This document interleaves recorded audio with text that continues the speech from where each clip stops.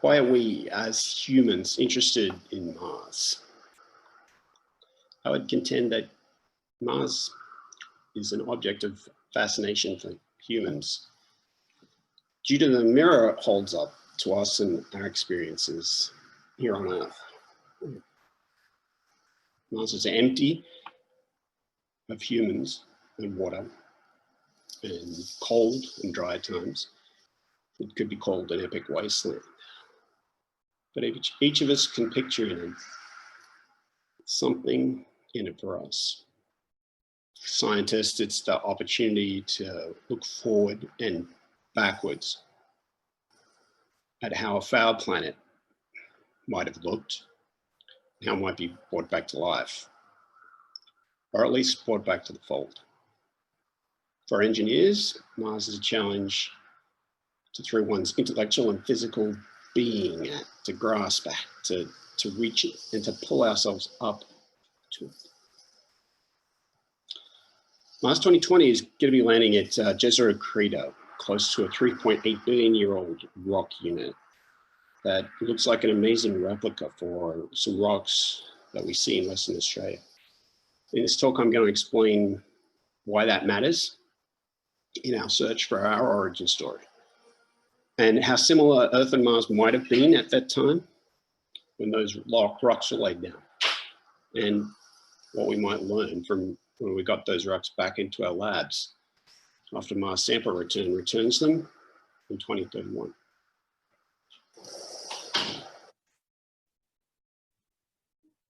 It's the outline of my talk here. Let's start off with the rover. First, let's talk a little bit about the launch. Back on July 30th, we had a fantastic launch. The rover was actually 20 milliseconds too early, but it was a fantastic launch, even though most of us, the team, couldn't be there for COVID reasons. I got to watch it with my young son at 7 a.m. EDT. Now, the rover is currently placed almost midway to Mars. We're at 43.5% as of the last status report from the rover. Just swapped to our medium gain antenna, and we're closing in on Mars. A little bit about the changes between Perseverance and Curiosity, which we heard from Abby Freeman previously. So we have a new set of wheels that are developed on Perseverance in order to make sure that the rover stays as mobile as possible. Curiosity's had some troubles with shredding of its wheels, so our wheels will be more durable. And we have a completely different instrument suite, or at least largely different. And in particular, we have a sample caching system, which is going to be the focus of a lot of this talk, as you'll see in slides to come. This is just a quick look at all of the rover's instruments. We have 23 cameras, 7 instruments, 2 microphones, which will be fantastic to hear. And they're based on SuperCam, and one is an entry, descent, and landing. And we have 1 helicopter. Just like Curiosity, will be powered by an MMRTG. This is that box on the back of the rover.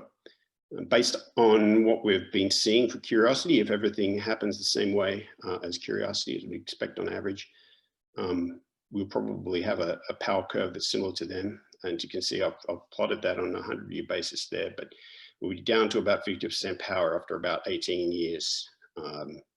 So we can think of that as a half-life of our mission if everything else goes right. I mentioned the helicopter. This is a picture of the helicopter being deployed on the laboratory, so you can see some humans to scale there.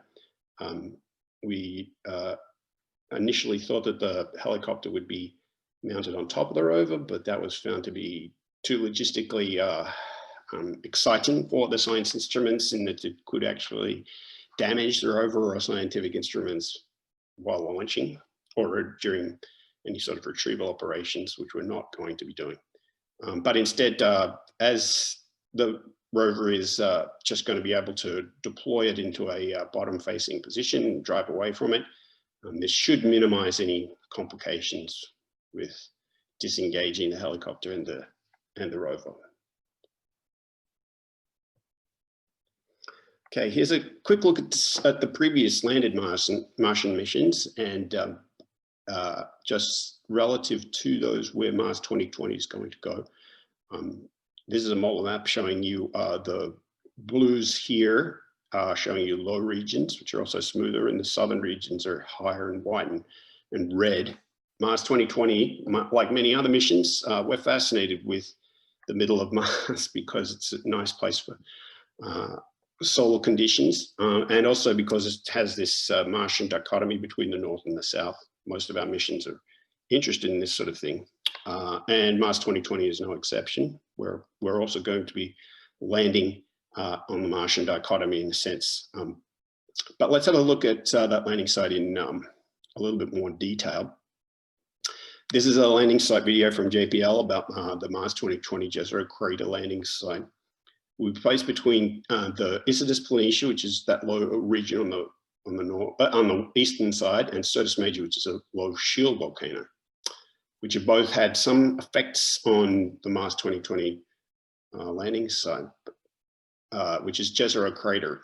And Jezero has a delta, and it has an incising I'm not going to point in my screen. I'm going to point with my mouse. That's that much more efficient. So this area here is where the water has come into the crater, and water was deposited to form this delta here. We're fascinated by that, obviously, as geologists. Delta is a fantastic places to explore and trying to find out about the history of the location where the watershed of the delta was, because you get all sorts of sediment washed into your delta. If there's any biosignatures in your watershed, then you get to sample them for free on the delta. So it's a fantastic sort of place to land and check out. If we do land here, the landing ellipse is drawn in this elliptical shape here. And for example, this isn't just an example landing site that was chosen. And we want to make a beeline, as you can see here, to the delta as quickly as possible, most likely. So if we do land in this location, or if we land in any of these locations out here, we'll most likely be traveling straight to the delta and sampling what we can on our way to the delta, and also doing things such as the helicopter operations as well, which will take up a large part of the initial operations of the rover. So when we get to the delta, we'll be wanting to explore the around the southern end of the delta, most likely in this scenario, and then we can actually access the exit point up here. Why would we want to exit the crater? Because the crater itself is limiting our geology and the reach of our geology. We can't sample any rocks that are older than the crater. And although the crater is fantastically old, although we don't know an exact figure for it just yet, we know that it must be at least 2.5 billion years old. But the crater itself is a limit on what we can look at as geologists. As geologists, we want to find the oldest rocks, and they are outside the crater. So half of our mission will likely be taken up, or our primary mission will be likely taken up with roving around in the crater, but we're also very focused on getting outside the crater so that we can focus on the most interesting rocks that we see outside the crater. So this is, I'm just going to talk to you a little bit about my research. This is Robert Zubrin's favored place of publication, Journal of Geophysical Research Planets. This paper came out just earlier in the year, January this year. Here we're investigating what we could see from orbit from an instrument called CRISM on the Mars Reconnaissance Orbiter. And this is the figure 1 from our paper, just showing you this green outline, the green outline of this unit, which is called the olivine carbonate unit. We're checking out what the properties of these things are, because olivine is usually associated with volcanoes here on Earth, volcanism, and carbonates, well, sometimes, a lot of the time on Earth, they're associated with life and life preservation and preserving fossils and stuff like that. They get carbonatized, so they get trapped in carbonate. Just like Ansel. So basically, we're interested in that olivine carbonate, and we're trying to find out where those olivine and carbonate signatures, of spectral signatures, change due to the variations in things like the composition of the olivine and also the grain size of the olivine as well. So those details are in the paper. And this is a map that I prepared based on that CRISM paper for the Mars 2020 team, just showing again our landing ellipse here. It shows it a little bit cut off because we're focusing here on the delta here. For scale, well, there is a scale down there, but you can think of whenever you're looking at the delta in the future in Mars 2020 literature, that little crater there in the middle of the delta, smack bang in the middle of it, is about 1 kilometer across. So that's an easy scale thing. Jezero is about 45 kilometers across. So, all right, let's talk about these ancient Australian rocks and why they're important for our questions that we ask about this landing site. So this is Western Australia. In particular, I'm showing you here a region called Shark Bay, where there are stromatolites along the coastline. So what are these stromatolites? They're places where microbial mats have grown on top of each other and formed layers that are then trapped in the rocks. So let's have a look at what some of those look like when they're living. So this is those stromatolites in Shark Bay. These are a couple of thousand years old, these stromatolites. They grow slowly, as you might expect, but they do grow steadily until an event comes to trap them or something comes to feed on them. Luckily, Shark Bay is a protected inlet, and so it doesn't have many natural predators. They don't have many natural predators to feed on microbial mats, which is an unusual situation on the modern day planet, but probably more usual when there weren't anything except microbial mats around during the ancient times of our existence here on Earth. This is what those stromatolites ruled the world at around 3 billion years ago. These are rocks here. You can see the cabbage-like structures. These are the sort of things that we'd really like to see at the Mars 2020 landing site. And these are about 1 meter high. These two gentlemen are looking at, this is called the Meanthena. Remember these Martin van Kranendonk and Malcolm Walter. You're looking at these rocks here in Western Australia. When you go back another 1 billion years, the stromatolites get a little bit less obvious and more difficult to tell. But these are those rocks that are about 3.45 billion years in a rock unit called the Strelley-Pool chert here. So this is got a rock hammer for scale, and you can see those egg carton shaped features in the middle of the rock here. And so those rocks are what we'd also like to find. These you can see in relief when the rocks are cut up through or broken up with a geological hammer. All right, so in 2005, I actually did a thought experiment without even knowing about it. I flew over the area where the last photo was taken, which is just down here at the bottom of the brown rocks, perhaps foreshadowing what might happen with the helicopter on board Mars 2020. So Ingenuity might be able to look for these sort of features, but just zooming in, Ingenuity would have to have a better camera than I did to take this photo, or my sighter did to take this photo. Fortunately, it does. So we do have a better camera, and we will be able to take better photos. These sort of stromatolite features could be good for. We could be able to detect them with on a good day. Maybe we could be able to land on those features potentially. All right, but just an aside, it's little aside here. This is another feature called the Marble Bar Chert, and this is during that same flight we flew over the Marble Bar Chert, which is a beautiful rock here. The reason I bring that up is this is a photo of the SuperCam calibration plate, which has actually got the rock sample that's arrowed there is actually from the marble guard shirt. So a little piece of Australia is making its way to Mars as we speak. If you're interested in finding out a little bit more about that, I published a paper that was designed for public consumption recently in an EOS paper that you can find talking about our research and how it relates to Mars 2020. All right, let's wrap things up a little bit with Mars sample return. So Mars sample return in the caching system is unique, as I mentioned, to Perseverance. It's being likened to being another robot on top of the robot. It's a very complex system, as I'll see in just a second.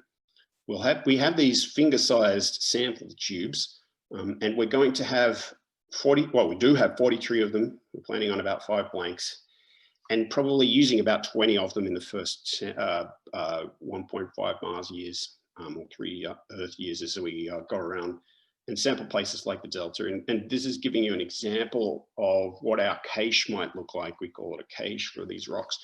And so we're trying to get, obviously, if we find biosignatures or stromatolites, then we'll fill those with our biological friendly samples. But we'll also want some other rocks, such as the regolith, which is just another term for Martian soil. And we'll also be interested in things like dating the Delta. We can't do that on board our rover, so we'll be returning these samples to Earth to enable us to learn more about the rocks and whether there was potentially life there. So this is how Mars 2020 gets those samples. It has a drill, goes into the subsurface because the surface is just crap. The surface is just rubbish on Mars, and we're interested in sampling the subsurface. So the arm then grabs the sample, returns it to the mating tube here, and then it rotates the sample around. You can see the sample canister in yellow here. Then the second robot within a robot takes the canister and then it goes on a initial assessment of the sample, just checking that everything worked okay, taking images of it to document it, and measure its volume, seal up the sample tube, and get the image that I mentioned. And then it will pass the sample back to the back of the rover where the cache for the rover is. There you can see the 43 positions that we can put these samples in. Now, anytime after this, we can jettison these tubes. You'll see it's just open to the Martian surface there. We can just jettison these, and so the rover can walk away from its samples. So at this time, we're actually talking about how we'll be doing the caching and sampling, and then dropping sub-caches and potentially keeping some on the rover. And so we may take things like double samples in order to make sure that we get some with the rover and then drop it off in case there's something that happens to the rover before it's picked up. Okay, I mentioned that the Australian rocks and how old they are, but just to give you an idea of how uncertain our Martian chronology is and how our Australian chronology fits into what we know about the Martian chronology. On the left, I have the Australian stratigraphic column here from those rocks that we're looking at. In the Australia pool chart is in the middle. It's this light blue. Oh, sorry, it's the light blue at the top. And that's at about 3.4 billion. So on the right, we have a sequence of processes that happened that we definitely know happened on a Jezero crater. So we had the impact that formed Jezero.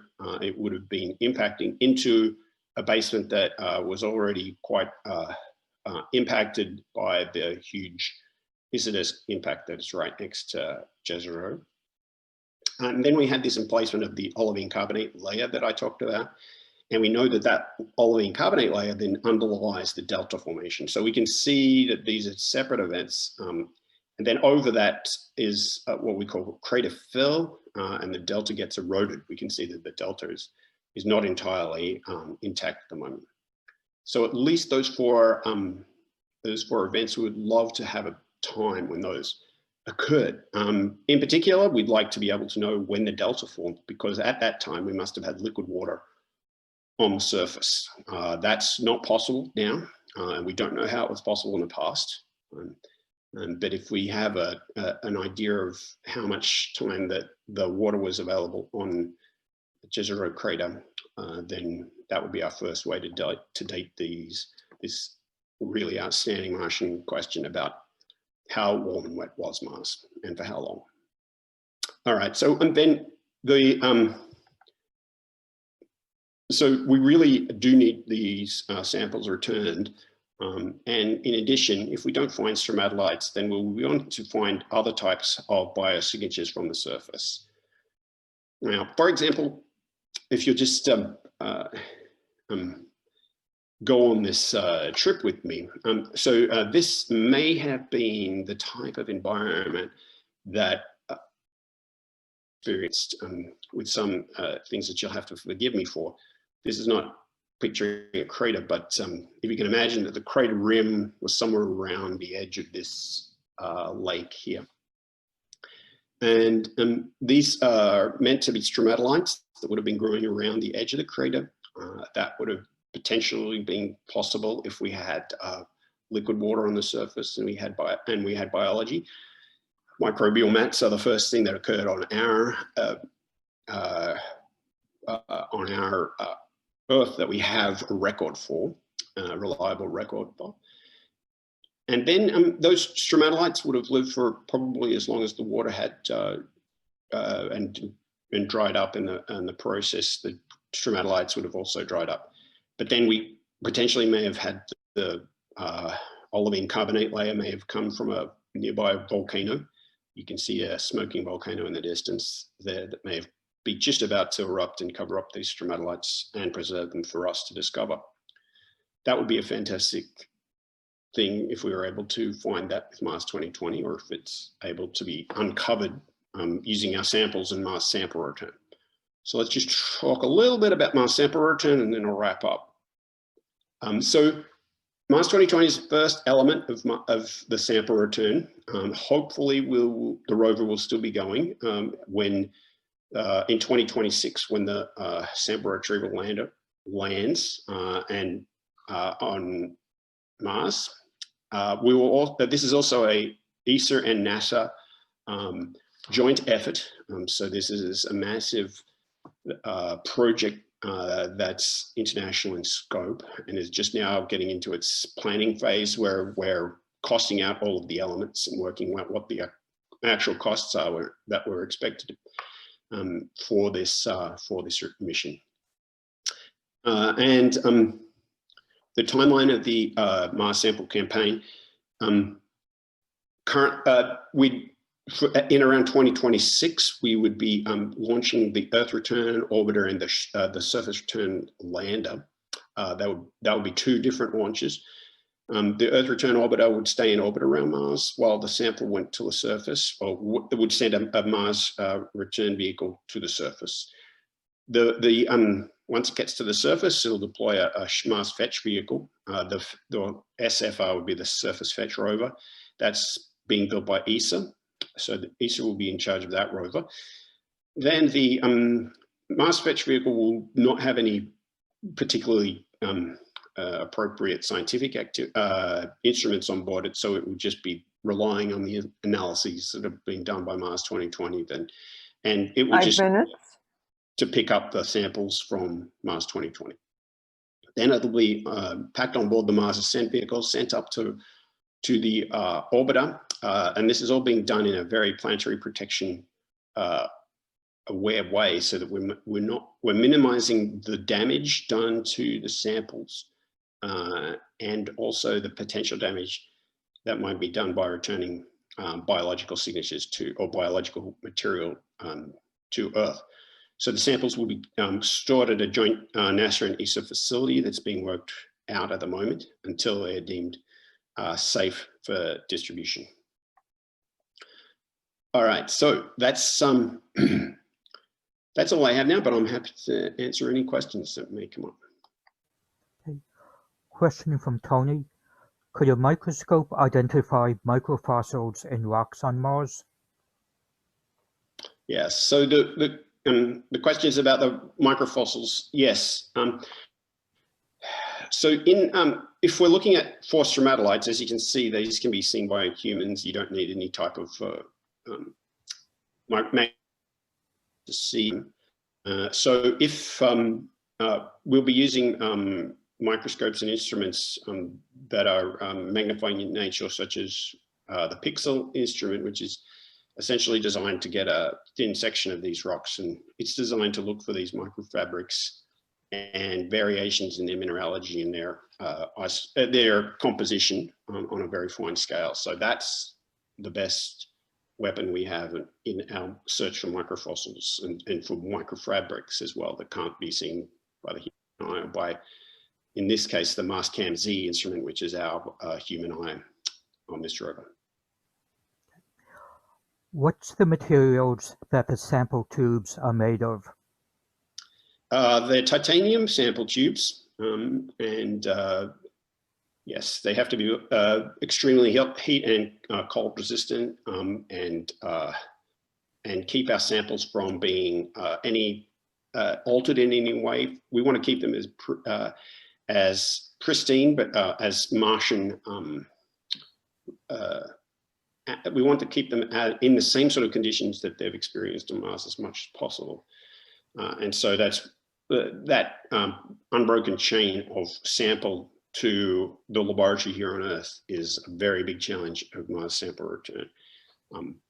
But our engineers are working on that at JPL in particular, and they've come up with some really fascinating and exciting ways of keeping us safe and also keeping the samples as scientifically robust as possible. Okay. Richard asks, do samples returned go directly back to Earth's surface, or are they held in orbit?